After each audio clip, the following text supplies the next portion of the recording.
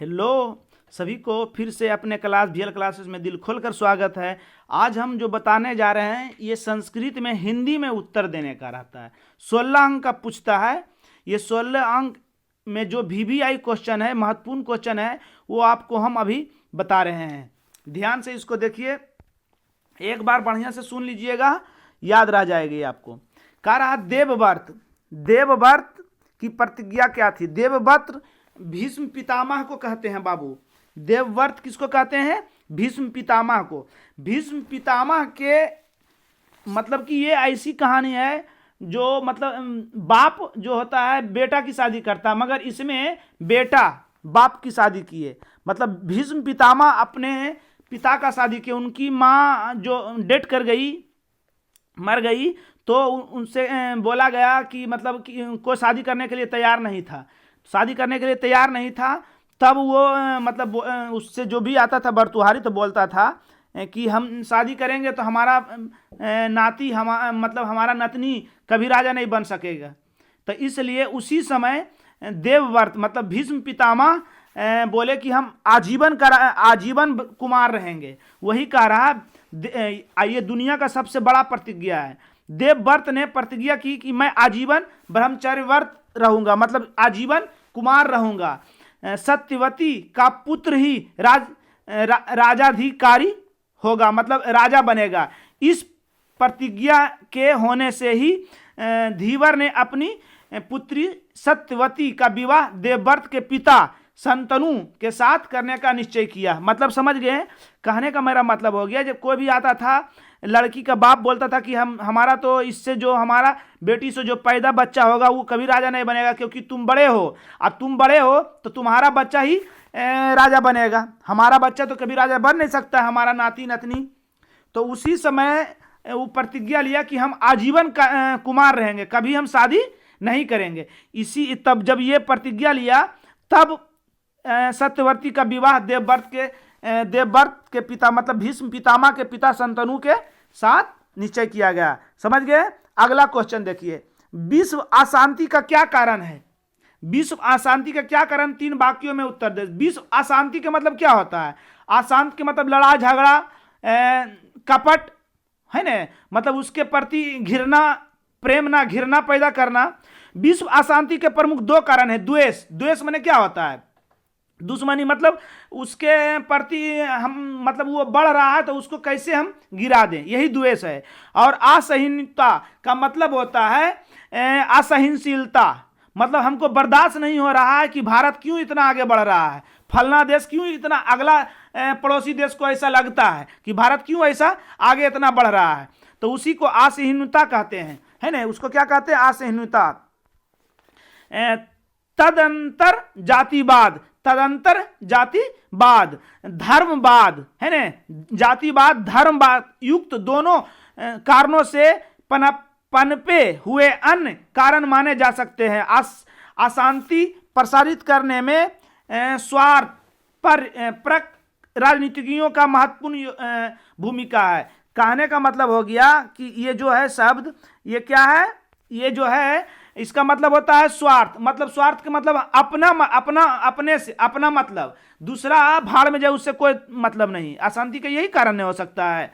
अगला देखिए, व्याघ्र पाथिक कथा पाठ से क्या शिक्षा मिलता है? यह कथा नारायण पंडित रचित प्रसिद्ध नीतिका ग्रंथ हितोपदेश के प्रथम भाग मित्र लाभ से संकलित है। इस कथा में लोभाविष्ट व्यक्ति का दुर्दशा का निरूपण है। लोभाविष्ट व्यक्ति का मतलब हो गया जो लोभ करता है उसका दुर्दशा खराब होता है, उसका अच्छा जीवन नहीं हो पाता है ना। तो इसलिए लोभ उतने करना चाहिए जितना मतलब कमाना या संपत्ति उतने रहना चाहिए जितना आप सहन कर सके उसको। ज्यादा लोभ करके ज्यादा थी करने के चक्कर में आप अपना प्राण नहीं गवा दें। लोभाभिष्ट का मतलब यही होता है। लोभाभिष्ट व्यक्ति का दुर्दशा का निरूपण, दुर्दशा बहुत खराब होता है। आज के समाज में छल कपट का वातावरण विद्यमान है। छल कपट के कारण उसका संपत्ति वो हड़प रहा है, उसका संपत्ति वो हड़प रहा है। जहां अल्प वस्तु के लोभी के आकृष्ट होकर लोग अपने प्राण और सम्मान में वंचित हो जाते हैं। मतलब कहने का मतलब हो गया अल्प वस्तु, कम वस्तु के लोभ में, मतलब कम, मतलब जितना है उतने रहे, ज्यादा लोभ करने की नहीं। उससे क्या होता है, उसका इज्जत और सम्मान समाज में बना हुआ रहता है। आप छल कपट से करके अधिक वस्तु कीन लेंगे, अधिक संपत्ति बना लेंगे, उससे सम्मान और इज्जत जो समाज में नहीं रहता है। यह उपदेश इस कथा से मिलता है कि वंचकों के चक्कर में ना पड़े। मतलब लोभ के, मतलब कोई आपको किसी चीज के जाल में फंसा रहा है कि इसको ऐसे करोगे तो इतना तुमको मिलेगा, उसके चक्कर में ना पड़े। समझ में आ गई आपको। अगला क्वेश्चन, दयानंद सरस्वती क्या कह रहा है? दयानंद सरस्वती समाज सुधार के लिए क्या किए थे, उसका 5 वाक्यों में उत्तर दे।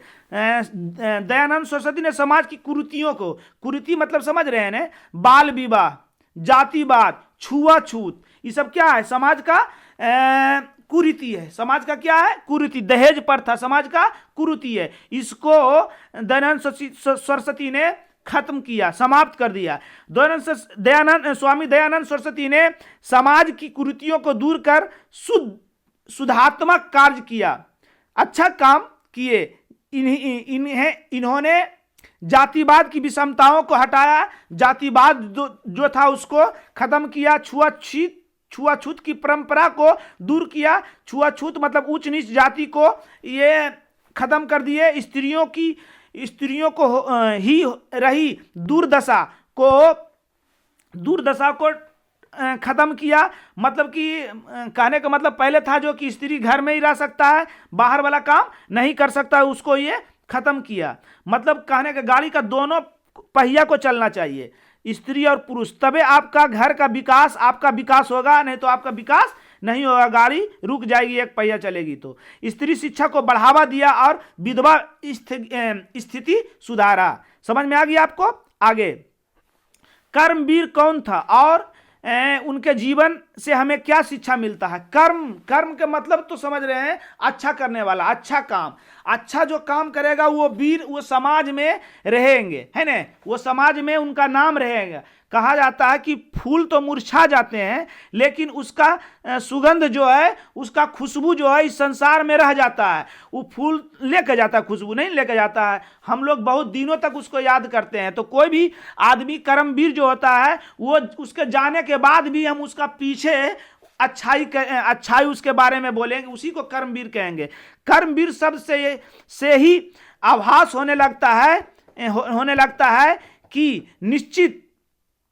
निश्चित ही कोई ऐसा कर्मवीर है जो अपनी निष्ठा, अपनी शक्ति, उद्यम, सेवा भाव है ना, दूसरों पर दया करना, उसको मदद करना आदि के द्वारा उत्तम पद को प्राप्त किए हुए प्रस्तुत पाठ में एक ऐसा ही कर्मवीर का चर्चा किया है जो अभावग्रस्त जीवन यापन करते हुए भी स्नेहशील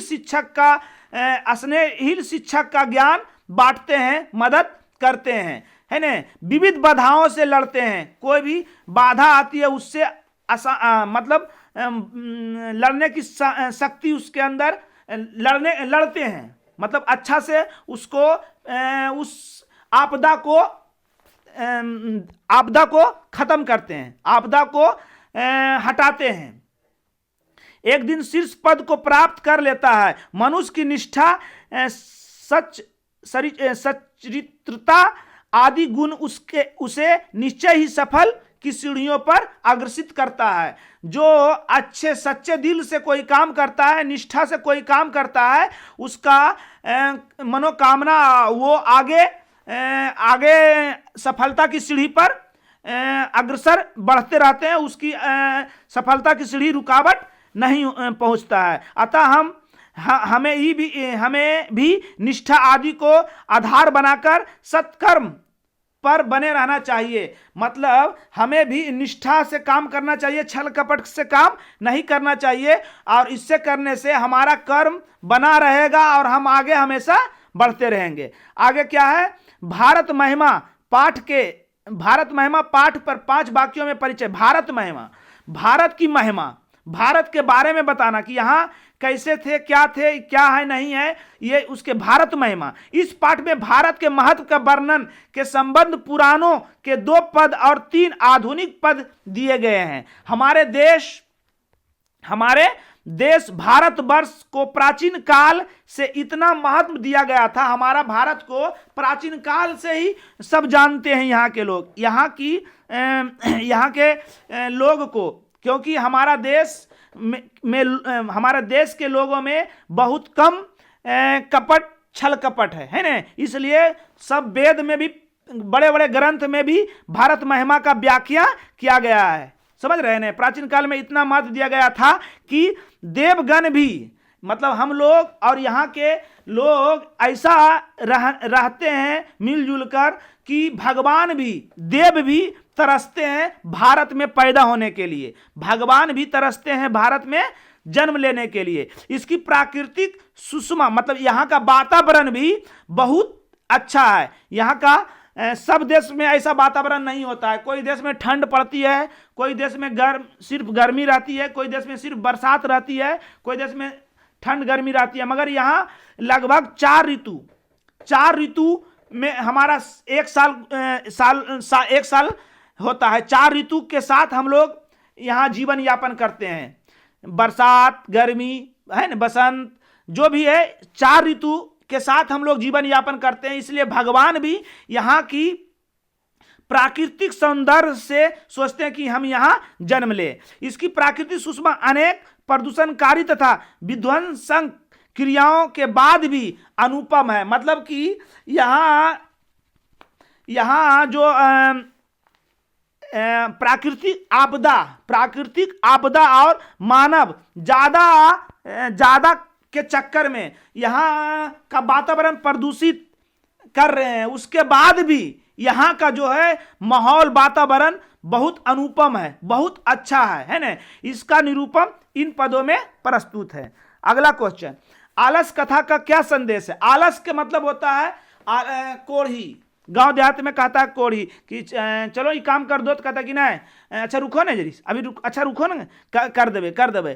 तो ये आलस जो है ना, महान आपको नहीं बना सकते। ये समझो तुम्हारे जीवन का एक बहुत बड़ा रोग है आलस, है ना। आलस कथा का संदेश है कि आलस एक महान रोग है। आलस की सहायक प्राय कोई भी नहीं होता। आलस का किस सपोर्ट करेगा? सहायता क्या करेगा? मदद क्या करेगा?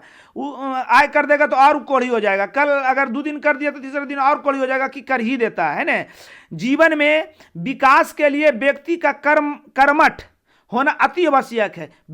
जीवन के विकास में आगे बढ़ने के लिए बहुत कर्मठ होना अति आवश्यक है। आलस्य शरीर में रहने वाले महान शत्रु है। शरीर के अंदर जो है आलस एक दुश्मन का काम करता है, जिससे अपना परिवार और समाज का विनाश आवश्यक होता है। अगर आलस शरीर के अंदर पाल रहे हैं तो समझो दुश्मन ही पाल रहे हैं, और उससे क्या होगा? परिवार और समाज का विनाश होगा। मतलब कि आगे नहीं बढ़ेंगे, विकास नहीं कर पाएंगे। यदि जीवन में विकास का इच्छा रखते हैं तो आलस को त्याग कर दीजिए,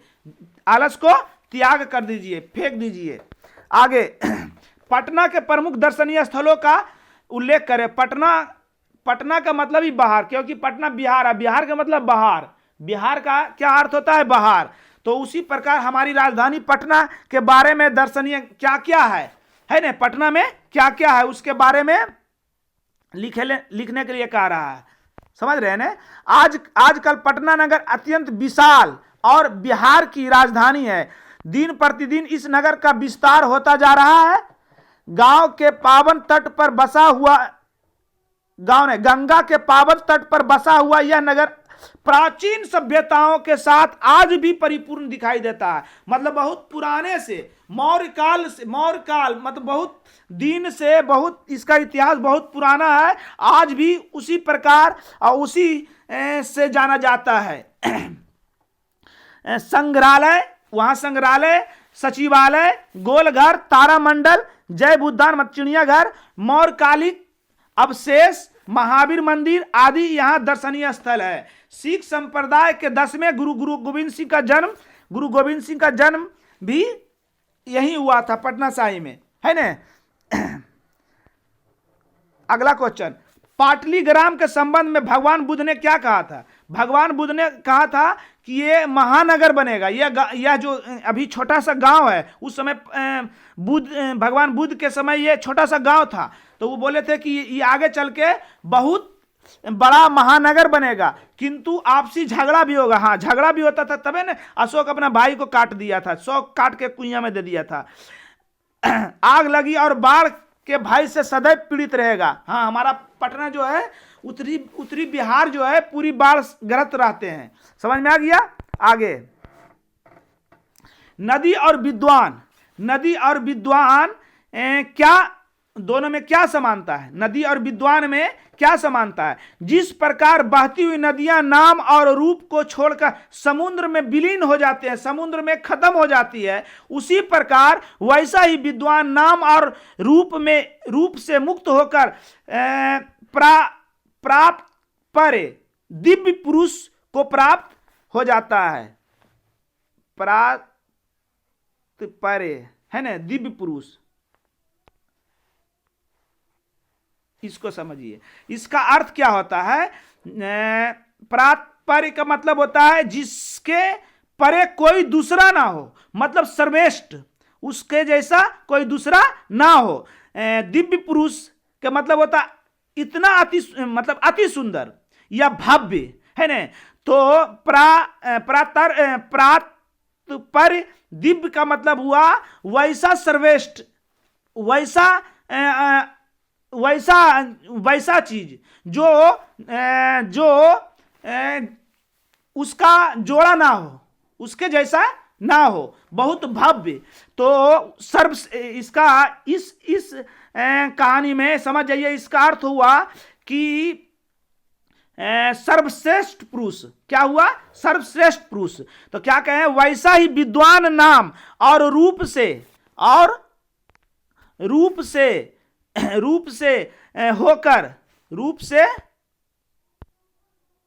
मुक्त होकर सर्वश्रेष्ठ पुरुष को प्राप्त हो जाता है। सर्वश्रेष्ठ पुरुष को प्राप्त हो जाता है। यही नदी और विद्वान में समानता है। कहने का मेरा मतलब हो गया कि कवि जो होता है, विद्वान जो होता है, वो ऐसा होता है उसके जैसा दूसरा कोई ना हो। उस सर्वश्रेष्ठ पुरुष, भव्य पुरुष, अति सुंदर पुरुष, यानी भव्य पुरुष, है ना, सर्वश्रेष्ठ पुरुष होता है। अब मगर उसका व्याख्या वो अपने नहीं, दूसरे लोग उसका बड़ाई करते हैं, है ना, वही विद्वान है। आगे, महान लोग संसार रूपी सागर को कैसे पार करते हैं? महान लोग संसार रूपी सागर को, संसार रूपी सागर का मतलब पूरा जिंदगी किस तरह से बिताते हैं, कैसे रहते हैं, क्या करते हैं? महान लोग अपने को अज्ञान, अपने को क्या, ज्ञानी न है, बहुत बड़ा हम विद्वान न है कह के, मतलब अज्ञान, मतलब हम कुछ नहीं है, तुच्छ हैं, तथा अन्य विद्वान को ज्ञानी समझकर, अगला किसी दूसरे को ज्ञानी समझकर, उसको देखकर, उसके जो जिस रास्ते पर वो चल रहा है, उस रास्ते पर चलकर, समझकर संसार रूपी सागर को पार कर जाते हैं। अर्थात महान व्यक्ति अपने नाम को छोड़कर उस दिव्य श्रेष्ठ पुरुष, मतलब सर्वश्रेष्ठ पुरुष को प्राप्त कर लेते हैं, है ना। सोने के कंगन को देखकर पार्थी ने क्या सोचा? सोने के कंगन, बाघ के हाथों में सोने का कंगन देखकर लोभा कृष्ट पार्थिव ने सोचा कि भाग्य से ही यह संभव है। मतलब लोभ के लिए उसको सोना का कंगन दिखाया, लोभ के लिए उसको सोना का कंगन दिखाया, ताकि कोई आदमी हमारे पास उसको लेने के लिए आए। तो हमारे अंदर लोभ हुआ, तब हम तो जेबे करेंगे, आज जाएंगे तो वहां पर तो क्या होगा वो तो आप जान ही रहे हैं, बात समझ रहे हैं। लोभ के चक्कर में आगे आपको लग रहा है कि कुछ है और रखा हुआ है या कोई दे रहा है, तो याद रखिए उसके पीछे कोई स्वार्थ है, उसके पीछे कुछ ना कुछ राज है, जो उस जाल में आप फंसिएगा, वही जाल में फंसता है। सोचा कि भाग से ही यह संभव है, फिर भी आत्मसंदेह में प्रवृत्त कार्य नहीं करनी चाहिए। वह सोचने लगा कि अशुभ वस्तु से यदि अभिशिष्ट की प्राप्ति हो जाए तो उसका अंतिम परिणाम शुभ नहीं होता है। यह यदि अमृत का संसर्ग विष हो जाए तो वह अमृत भी मौत का कारण बन सकता है। हाँ, अगर वो सोने के कंगन को देखकर अगर वो आदमी वहां चला जाता, वो चला गया, जो गया तो वो समझ गया कि वहां पर ने कुछ ऐसा है, तो उसका दिल में खटकने लगा कि वहां पर जाएंगे हम तो हमारे साथ अच्छा नहीं होगा। इसलिए अगर जिसके अंदर लोभ ना रहेगा वो वहां पर नहीं जाएगा, समझ जाएगा कि वहां पर कुछ न कुछ जाल वाला साजिश किया हुआ चीज है, तो उससे वो वहां पर नहीं जाएगा। जिसके अंदर लोभ रहेगा वहां पर जाएगा तो जाल में फंस जाएगा। वही इसमें बताया है। धन और दवा किसे देना चाहिए? सोचने वाली तो अपने से खुद सोच सकते हैं। धन माने पैसा, किसको दान देना चाहिए? जो राजा रहे, जो जिसके पास पूरी तरह से है उसी को दान देना चाहिए, नहीं देना चाहिए। धन और दवा योग्य व्यक्ति को देना चाहिए। मतलब जो आपके घर पर भी जो मांगने के लिए आता है, तो ऐसा नहीं कि उसको कोई भी व्यक्ति आया मांगने के लिए उसको दे दे दान, नहीं। उसको देखिए, अब 15-16 बरस से लेकर 40 बरस के व्यक्ति को दान दीजिएगा तो आप पर पाप लगेगा, आपको पाप लगेगा, है ना। वैसे आदमी को देना चाहिए धन और दवा जो असमर्थ है, ना तो काम कर सकते हैं और ना तो वो मतलब कमा सकते हैं, काम कर सकते हैं और ना तो उनके पास कुछ है ना। वैसे आदमी को धन और दवा देना चाहिए। धन और दवा योग्य व्यक्ति को देना नहीं चाहिए। धनवान को धन देना और निरोग को दवा देना, यह काम का अर्थ इनकी कोई उपयोगिता नहीं है। अब जिसके धनवान है उनको पैसा देकर हम क्या कर सकते हैं? और जो निरोग है, रोग नहीं है, उसको दवा देकर हम क्या कर सकते हैं? कुछ नहीं, हमको कुछ नहीं मिलेगा। समझ रहे हैं ना? आगे देखिए, ये क्या है? अपने मित्र के विवाह में सम्मिलित होने के लिए प्रधानाध्यापक के अवकाश छुट्टी के लिए आवेदन पत्र, मतलब एगो आवेदन पत्र अवश्य रहेगा, एकदम इसमें कोई दुराई नहीं है।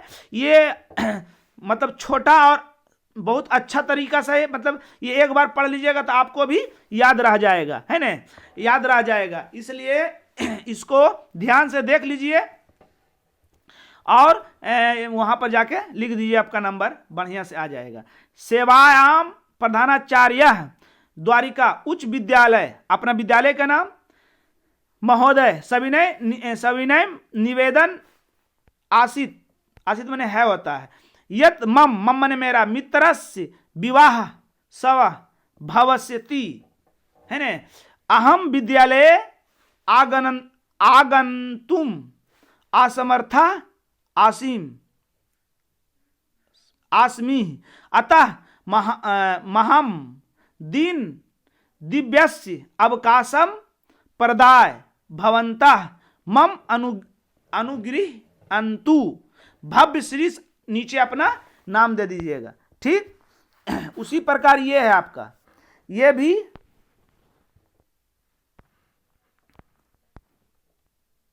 अपने भाई के पास है, इसको पढ़ लीजिएगा एक बार। अपने भाई के पास है, सॉरी वही वाला है, हम अथी किए हैं, वही वाला है, ठीक। और ये जो है परीक्षा के प्रथम स्थान प्राप्त करने के लिए मित्र को संस्कृत में एक पत्र लिखे, मित्र के पास ये पत्र है। ये दोनों याद कर लीजिए, 100% ये इस टाइप का रहेगा। मतलब अब मित्र के पास करा, फिर नहीं तो इसमें मित्र नहीं रहेगा, पिता के पास रहेगा, समझ रहे हैं ना, मगर 100% रहेगा, समझ रहे हैं। अगला क्वेश्चन इसमें पाटलिपुत्रम पर लेख आएगा, पाटलिपुत्रम पर लेख आएगा, इसको एकदम देख लीजिए, पूरा संभावना आने का, क्योंकि बार बार ये पूछा गया है। ऐसे आदर्श गांव भी देख लीजिएगा, आदर्श गांव भी देख लीजिए, बात समझ रहे हैं ना। आगे एक क्वेश्चन छूट गया था जो बहुत बार बार पूछा गया है क्वेश्चन, इसको भी देख लीजिए। कर्ण दान वीरता पाठ पर 5 वाक्यों में परिचय। कर्ण की दान वीरता का चरित्र का वर्णन अपने शब्दों में करें। दुनिया में सबसे बड़ा दानवीर था कर्ण, है ना। इसका एक जरी सा कहानी आपको बताते हैं। मतलब कृष्ण जी ऐसा थी कि ये पांचों पांडव में सबसे बड़ा क्या थे? युधिष्ठिर। युधिष्ठिर भी अपने आप को समझते कि दुनिया में हम बहुत बड़ा दानवीर है। तो उनसे परीक्षा लिया भगवान। जब परीक्षा लिया, पूरा बरसात था, पूरा मतलब लगातार 20 दिन पानी पड़ा है, और उसके बाद युधिष्ठिर से उनके मन में था कि हम बहुत बड़ा दानवीर हैं, तो उनसे परीक्षा लिया जा रहा था। तो उनसे बोला कि युधिष्ठिर, हमको 5 मन चंदन के लकड़ी लाना है, सूखा हुआ, भींगा हुआ नहीं रहना चाहिए, सूखा हुआ रहना चाहिए। तो वो मतलब सोचे कि तो 20 दिन से पानी पड़ रहा, तो कोई लकड़ी तो सूखा नहीं होगा। वो जंगल गए, काट के लाए, और छील के मतलब बीच वाला जो सूखा हुआ था उसको काट के छील के बीच वाला काट के उसको निकाले। उसके बाद भी 1 से 2 मन हुआ, 5 मन नहीं पूरा। 2 मन पुराने में उनका हालत खराब हो गया। तो बोले भगवान, अभी 20 दिन से लगातार पानी पड़ रहा है, कहाँ से होगा सूखा हुआ भी लकड़ी? चलो बोले चलो ठीक है, कोई दिक्कत नहीं। और वही कर्ण से बोले, तो कर्ण से जैसी बोले, वो अपना चौखट कबाड़ के, क्योंकि चौखट सूखा हुआ घर का था, चौखट कबाड़ के भगवान को दे दिए। तो उसी समय भगवान बोले कि धरती पर सबसे बड़ा दानवीर जो है कर्ण है। वहां पर भगवान उपाधि दिए। तो बस वही समझ जाइए, ये इस प्रश्न में है। यह पाठ संस्कृत के प्रथम नाट्यकार भास द्वारा रचित कर्ण भार नामक एकांकी रूप में संकलित है। इसमें महाभारत के प्रसिद्ध पात्र कर्ण की दानवीरता दिखाई गई है। इंद्र कर्ण से छल पूर्वक उनके रक्षा कवच कुंडल, मतलब उसके अंदर शरीर में रक्षा कवच कुंडल लगा हुआ था। भगवान का सिरवा अथी था, जो कोई भी मारता था वो मरता नहीं थे, मतलब वो उसको भेद नहीं सकता थे। तो सोचा मतलब ऐसा भी लीला कृष्ण भगवान का था। तो बोले कि ऐसा रहेगा तो कैसे होगा? तो वो इंद्र को भेजे कवच कुंडल के लिए कि वो मतलब कि कर्ण जो था ने, सुबह उठ के जैसी उसके गेट से कोई या उससे जो जैसी मिलता था कोई व्यक्ति सामने, और वो व्यक्ति अगर पहला व्यक्ति है उससे मांग लेता था, जो चीज भी मांगता था उसको दान देता था। बस वही आदमी के रूप धारण करके कर्ण के सामने सुबह चले गए और वो मांगे वही कवच कुंडल मांग लिए इंद्र भगवान। तो जब मांग लिए तो उनको देना पड़ा। कवच कुंडल को मांग लेते हैं और कर्ण उन्हें दे देता है। दुनिया में सबसे बड़ा दानी था तो देने हैं, दे दिए। कर्ण बिहार के अंगराज, अभी जो वर्तमान में मुंगेर भागलपुर का समझो राजा था कर्ण। कहाँ? मुंगेर और भागलपुर, इसी को अंगराज कहते हैं, शासक था। इसमें संदेह है कि दान देते हुए मांगने वाले की पृष्ठभूमि जान लेनी चाहिए, अन्यथा परोपकार विनाशक भी हो सकते हैं, है ना? समझ में आ गया? चलिए आज का क्लास यहीं समाप्त हुआ। इससे आपको 16 और लेख जो 6 नंबर पूछता है कि 5 नंबर देख लीजिएगा, मतलब 20-22 नंबर आराम से आ जाएगा इस छोटी सी वीडियो में। इसको जरूर देखें और शेयर करें। जय हिंद।